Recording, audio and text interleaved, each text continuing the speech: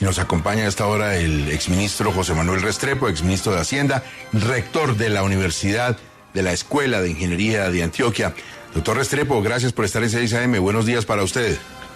Muy buenos días, Gustavo. Un saludo a usted y a toda la audiencia de Caracol. Es un placer estar con ustedes esta mañana. Muchas gracias, exministro. ¿Qué tenemos que esperar los colombianos? ¿Cómo tenemos que ver las cifras de desempleo que se revelaron en las últimas horas? Las tenemos que ver como unas cifras muy positivas y yo creo que es digno de ser destacado. Primero, una caída significativa en la tasa de desempleo, casi 2 puntos porcentuales respecto del año pasado.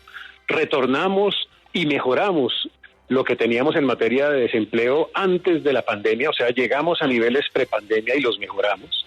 Es muy elocuente también el resultado de que la generación de empleo viene creciendo, es decir, la tasa de ocupación viene creciendo, eso es positivo, es más difícil lograrlo en esas condiciones este resultado.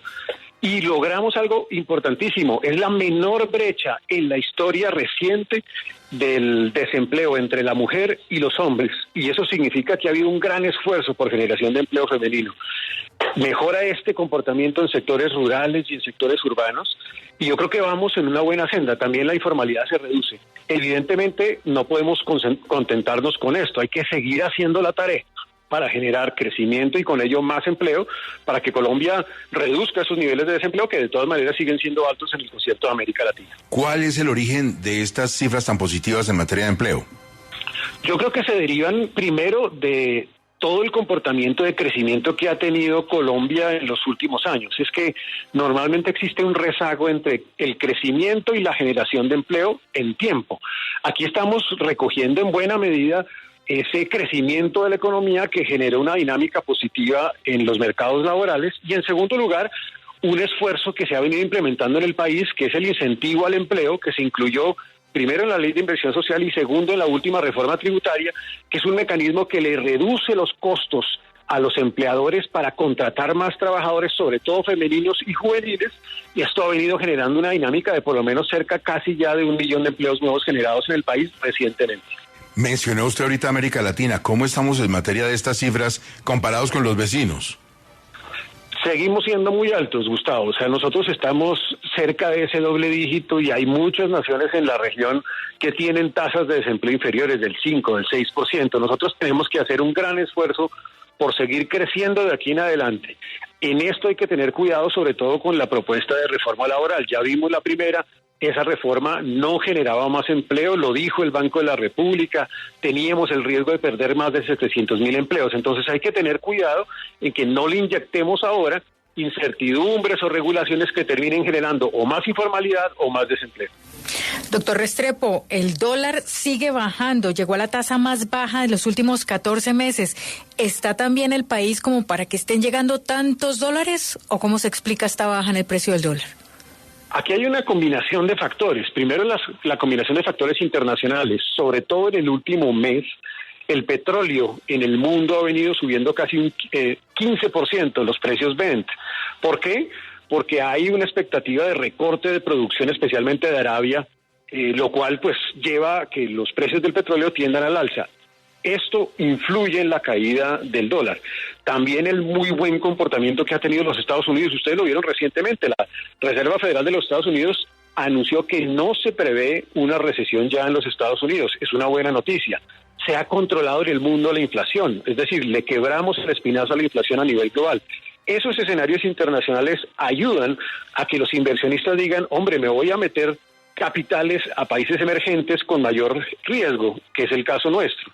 Pero por el otro lado también a nivel local, pues estas buenas cifras de empleo, de crecimiento, de inflación, de reducción del déficit, son noticias que desde lo macroeconómico ayudan a que el dólar tenga este comportamiento a la baja, sumado al hecho de que parece que los riesgos de las reformas que se habían anunciado ya no son tan evidentes porque el tránsito en el Congreso está siendo complicado.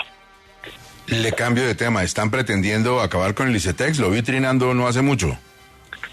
Pues hombre, Gustavo, a mí sí me preocupa mucho lo que está en la propuesta de reforma de la Ley de la Educación Superior, porque el ICETEX ha sido un instrumento que hoy, por ejemplo, beneficia a 1 millón de jóvenes en el país. Por más de que se acuerde el hecho de que la educación se vuelve un derecho y de que es gratuita para cualquier persona en el país, no va a haber capacidad en el sistema de educación superior oficial para atender a tantos jóvenes.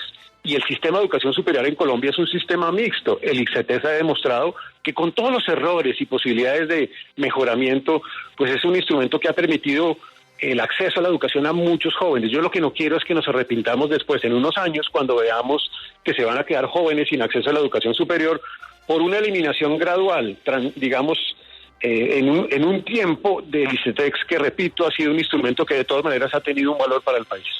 Mr. Dólar, cuéntele al exministro cómo abre la divisa hoy.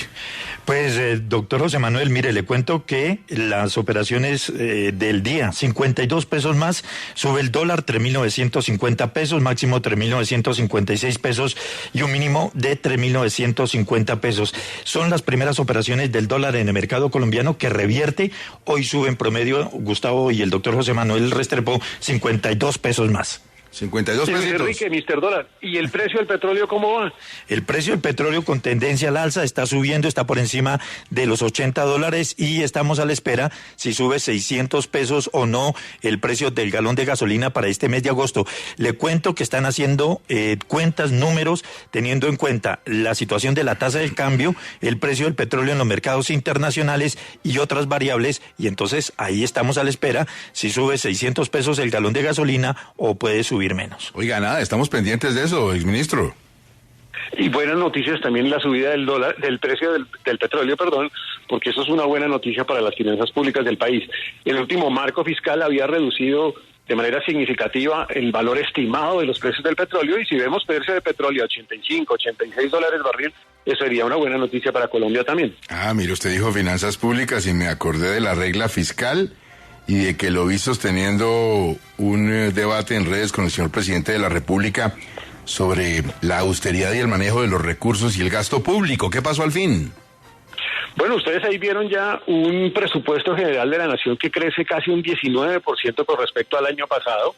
Es un crecimiento muy significativo, de pronto demasiado significativo, porque eso va a requerir un esfuerzo gigantesco de financiación por parte del Estado. Ya estamos viendo que hay inquietudes sobre algunos de los ingresos que se previeron en ese marco fiscal, y al final de cuentas, pues el crecimiento de la deuda de endeudamiento público para ese propósito de ese presupuesto creció casi un 20%, un poquito lo mismo que aumenta la totalidad del presupuesto. Luego, al final no fueron los 105 billones que dijo el presidente, sino fueron 95. La pregunta entonces es, claramente se podía hacer un esfuerzo para disminuir el nivel de endeudamiento público, y lo que viene de aquí en adelante es hacer un esfuerzo adicional para reducir la prima de riesgo del país, que de todas maneras se ha incrementado desde junio del año pasado, y también pues este aumento de la tasa de cambio, ya ahora a la baja, será una buena noticia para reducir la deuda pública.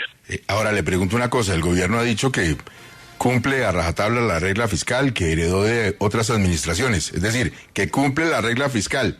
Eso no quiere decir, podría pasar que modificara algo que incidiera en esa regla fiscal para seguir cumpliéndolo, pero ya no como estaba. Pues yo creería que no debería suceder eso. Ya por lo menos en el documento que recibimos del presupuesto de la Nación queda claro que se va a cumplir con la regla fiscal tal cual está establecida.